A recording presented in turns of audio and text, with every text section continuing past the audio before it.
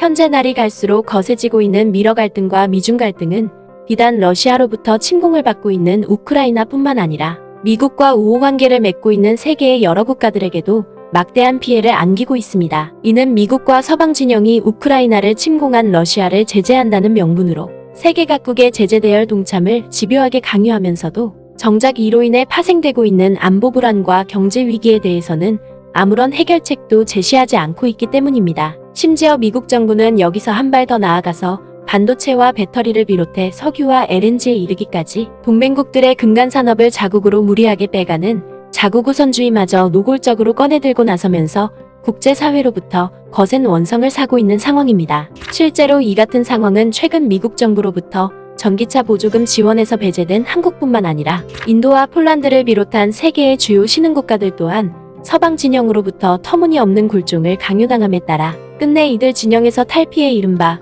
각자 도생과 자립자강에 적극적으로 나서고 있는 실정입니다. 그도 그럴 것이 최근 인도에서 벌어진 상황만 놓고 보자면 주요 7개국이 러시아산 원유의 제재를 가하기 위해 가격 상한제를 추진하면서 이를 인도 정부에게 무리하게 강요했다가 오히려 강한 거부감만 사고 있다는 점입니다. 바로 미국과 서방 진영은 막대한 자본력을 앞세워 세계 각지에서 충분한 에너지를 확보한 반면에 이를 뺏긴 인도와 신흥국가들은 결국 러시아 에너지에 의존할 수밖에 없는데 미국과 서방 진영은 이러한 이해관계를 무시하고 인도와 신흥국가들을 상대로 터무니없는 제재 동참을 요구하고 있다는 것입니다. 때문에 이를 보다 못한 세계의 주요 매체들은 미러 갈등과 미중 갈등에 휘말리지 않고 자국의 에너지 위기와 안보 위기를 효과적으로 대처해 나가기 위해서는 한국과 독자적인 안보연합을 구축해 유럽의 새로운 강대국으로 급부상하고 있는 폴란드 정부의 해안을 적극적으로 따라 배워야 한다며 이를 대서특필로 다루면서 전 세계로부터 비상한 관심을 받고 있는 상황입니다. 이와 관련해 최근 인도의 유력 매체인 TFI 글로벌은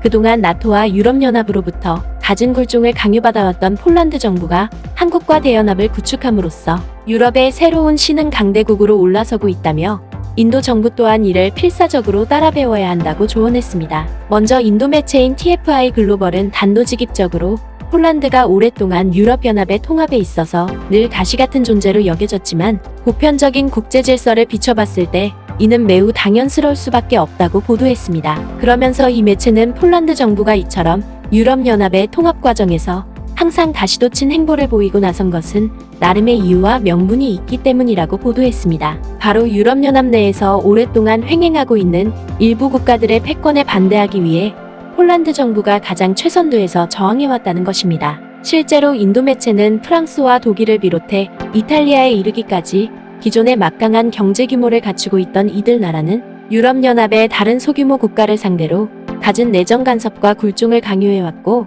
그 대상에는 폴란드도 포함되어 있었다고 보도했습니다. 특히 인도 매체는 지난 2월에 발생한 러시아의 우크라이나 침공 과정에서도 이러한 행태가 또다시 발현됐다고 지적했습니다. 이는 폴란드 정부가 러시아로부터 침공을 받고 있는 우크라이나를 위해 누구보다 앞장서서 무기 지원을 비롯한 다각적인 지원 노력을 펼쳐왔지만 오히려 독일과 프랑스 같은 기존의 유럽 강대국들은 강 건너 불구경하듯이 수수방관만 거듭해왔다는 것입니다. 그도 그럴 것이 인도 매체는 폴란드 정부가 러시아의 침공이 서쪽으로 번지는 것에 대항해 줄곧 방어 태세를 구축해왔고 여기에 더해 우크라이나를 위해서도 대규모 무기 지원에 나섰지만 정작 유럽연합은 이에 대해서 감사의 인사를 건네기는커녕 폴란드의 내정을 시종일관 간섭하기까지 했다고 비판했습니다. 심지어 이 매체는 홀로 우크라이나를 지원해왔던 폴란드에서 급기야 25년 만에 기록적인 인플레이션까지 겪고 있음에도 불구하고 유럽연합의 그 어떤 강대국도 이를 걱정하거나 지원하려는 노력을 펼치지 않고 있다며 거센 분통을 터뜨렸습니다. 그러면서 인도 매체는 이해할 만하게도 최근 폴란드 지도자들이 세계의 냉정한 현실에 공감하면서 서서히 반이유 입장을 취하기 시작했다고 보도했습니다. 실제로 폴란드 정부는 이러한 입장의 일환으로 자국의 영토가 나토의 방패막이로 활용되는 것을 철저하게 거부하고 독자적인 자립자강에 적극적으로 나서고 있다는 것입니다. 폴란드 지도자들은 미국과 독일의 영지로 계속 사용되기를 원하지 않는 것 같다. 서방의 지속적인 수치에 참다 못한 바르샤바 정부는 이제 방향을 틀어 아시아 최고의 방위산업 단지 중 하나로 탈바꿈하려 한다. 이는 폴란드 정부가 더 이상 서방 진영의 이해관계에 좌우되지 않고 한국과의 군사 대연합을 통해 유럽의 새로운 신흥 강대국으로 발돋움하려 한다는 것입니다. 실제로 인도 매체는 지난 8월에 폴란드 정부가 한국으로부터 대규모로 방산무기를 들이기로 한 가운데 K9 자주포와 흑표전차를 자국 영토에서 직접 생산하기로 했다고 보도했습니다. 뿐만 아니라 이 매체는 폴란드 정부가 여기서 한 발 더 나아가서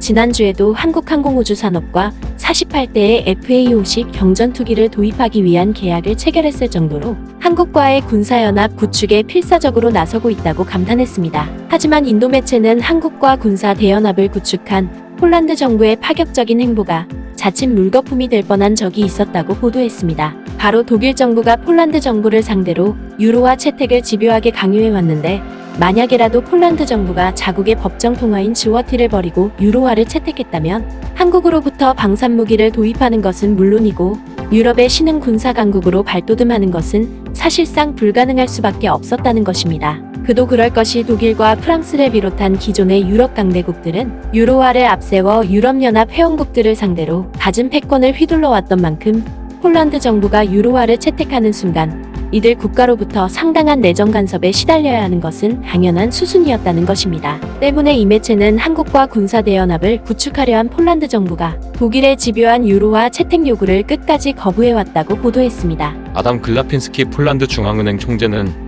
독일이 자국의 유로화를 채택하도록 거센 압력을 가하고 있는데 그가 통화 정책을 책임지고 있는 한 유로화 채택을 끝까지 거부하겠다고 밝혔다. 그러면서 인도 매체는 한국과의 방위연합을 통해 유럽의 새로운 군사 강국으로 발돋움하고 있는 폴란드 정부의 거침없는 행보를 자국 정부 또한 필사적으로 따라 배워야 한다고 조언했습니다. 이는 미국과 나토 진영이 폴란드에 대했던 것처럼 인도 정부를 상대로도 갖은 간섭을 일삼고 있는 만큼 인도 정부가 이를 정면으로 돌파하기 위해서는 한국과 군사 대연합을 펼친 폴란드 정부를 보다 적극적으로 따라 배울 필요가 있다는 것입니다. 그도 그럴 것이 미국 정부가 날이 갈수록 확대되고 있는 에너지 위기와 안보 위기에 대해 뚜렷한 지원책을 제시하기는커녕 오히려 무비판적이고 일방적인 러시아 제재를 인도 정부에게 줄곧 요구해왔던 사실을 비춰봤을 때 앞서 한국과의 군사연합을 통해 선구자적인 해안을 마련한 폴란드 정부의 자립자각 노선은 인도 정부에게 있어서 그야말로 모범 교과서와 다름없다는 것입니다. 폴란드 지도자들은 악독한 유럽연합으로부터 거리를 두기 시작함으로써 한국과 연합하는 현명한 조치를 취했으며 이를 통해 유럽연합의 조용한 공격을 약화시킬 대안을 찾음으로써